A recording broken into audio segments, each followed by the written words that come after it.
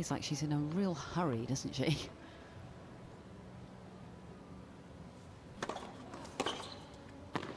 She's missed that one again. I think it's almost landed in almost an identical spot to the last backhand cross-court return.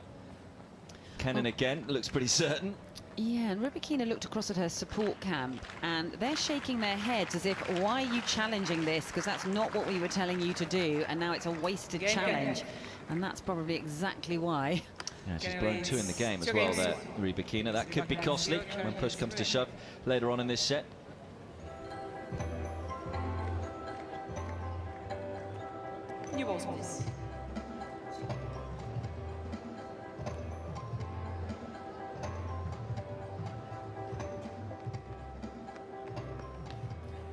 Well, quite an interesting moment that. So they were a little bit frustrated, the support camp of Rybakina, and in the white cap there, he was sort of indicating with his fingers to his head, like, think out there, what are you doing? He's getting quite animated in the box. He's quite wound up. Not getting the message through. Well, I also think he'll be getting a little frustrated because, I mean, she's got herself into such a good position to win this match. There's been opportunities for the 20-year-old. Looks like he's actually indicating for her to come down there and have a quick chat. Because actually she's allowed to, isn't she? If she gets close to him, if he can say a few things. Yeah, it doesn't, as long as it doesn't affect the play. Come on. Oh.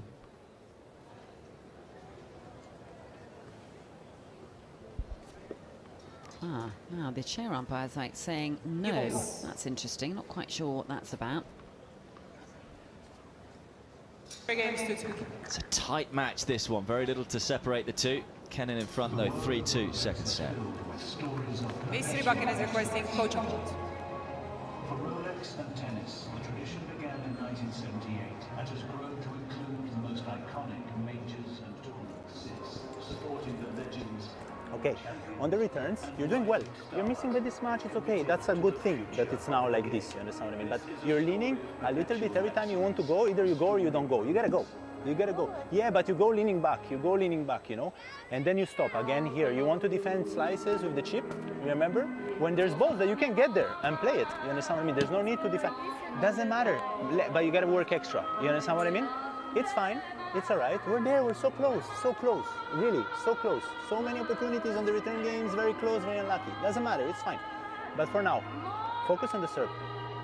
Use the serve speed to judge a bit, because you cannot place 140 kilometers an hour serve on their forehand and not expect a ball back. The ball is not going. Hit it. Yes. But more energy. More energy. Closer with the closer to the head. Toss forward. Attack the forehand, it's fine, but also go wide if you need to. Doesn't really matter. But you have to put power. You have a 190 serve, use it. Use it. Let's go. Come on. Haydi, możesz. Let's go. And lean into the returns. Come on. Time.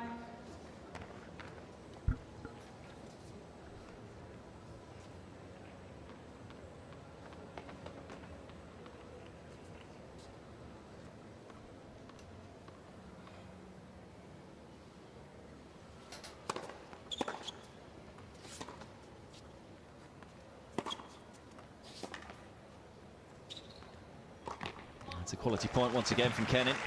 The sit down, of course, Stefano Vukov called onto the court, and well, he was almost playing tennis himself, wasn't he? He was so eager to get himself to get Rybakina going. Yeah, well, I think he has a really nice manner, actually. He's very positive and very upbeat, but she's quite lethargic when he talks to her, and she's very negative back to him.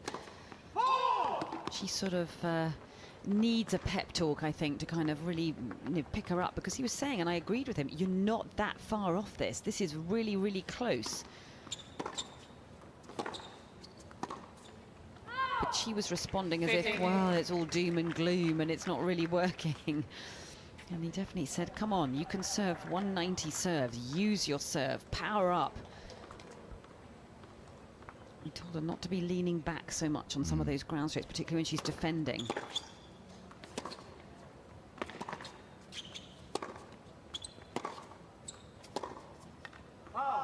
15, 30. She just looks a little bit negative in the body language, doesn't she? I think this match right now is being won by the kind of sheer willpower and energy down the other end of the court. Also have to wonder, whether tiredness is a factor for her as well, with all the matches she's played this 5th tournament. It's her 19th match of the year already. She generally is at a pretty calm demeanour on the tennis court. Don't tend to see too much emotion from her. But you can see why her coach is trying to get her going, because I completely agree with what he was saying, what you were saying there, in terms of it's such a tight match, there's such fine margins in it, and if she can just really you know, a couple of margins here or there, get herself going, get herself a little more pumped. Yeah, there's not much in it. Kenin could be in trouble.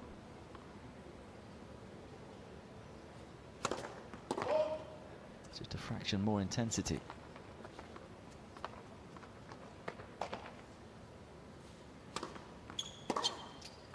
It's a missed opportunity, isn't it, for Kenin?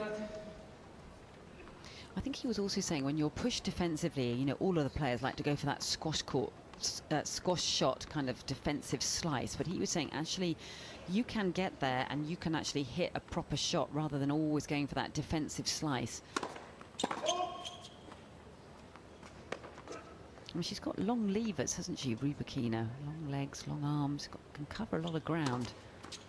Oh, that's a terrific kick serve. We were saying there's similarities with Petra Kvitova, isn't there? And also 6 foot.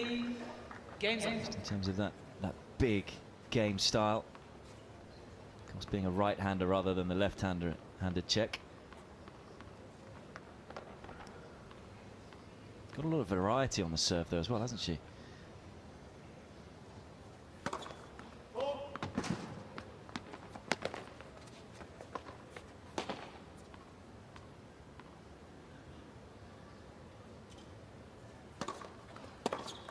Oh, that shot through the court. Trying to prove to her coach as well, I think, there. He's down the other end. Definitely his fault, that one. 15. Yeah, she's definitely having a little bit of a back chat towards him, isn't she? It's not quite Stritzova proportions, is it? That's true.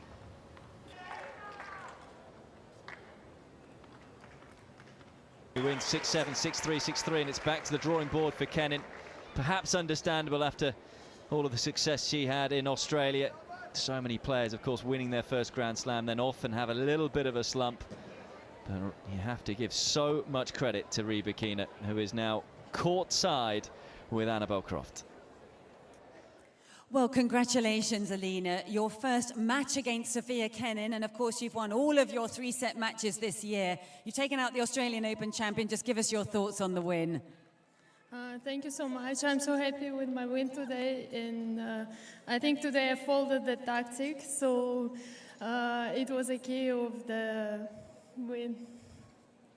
Yeah, it certainly was. It was a fantastic win for you. Now, you've made so many improvements. Last year, this time, you were ranked 192 in the world. Now you're 19. You won Hobart. You've been in 2 finals as well. Just tell everyone here, what are you most proud of in terms of your improvements on the tour? I mean, I'm just so happy.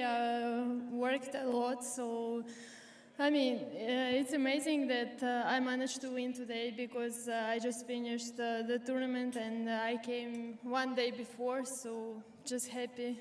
I'm not surprised because you really didn't have too much time to adjust from coming from St. Petersburg in that final just last week. And just finally, your serve is amazing. You served so many wonderful big service aces out here tonight. Where did you learn to serve like that? Thank you so much. I mean, we worked a lot, so I mean, I don't know what to say. Well, I'm sure lots of tennis players here would like to learn to serve like you. Well, you've got Siniakova in